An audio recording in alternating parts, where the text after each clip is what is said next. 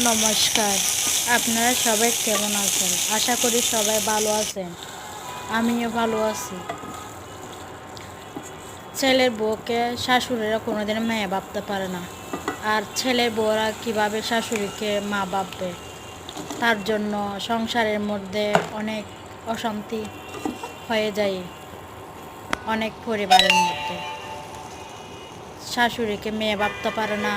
শাশুড়িরা শাশুড়িরা চায় তাদের মেয়েকে স্বামীরা ভালো রাখুক, কিন্তু চায় না যে ছেলেরা ছেলের বউকে ভালো রাখুক, ভালোবাসুক। সেটা চায় না, কিন্তু সবসময় চায় তাদের মেয়েকে ভালো রাখুক, এটা চায়।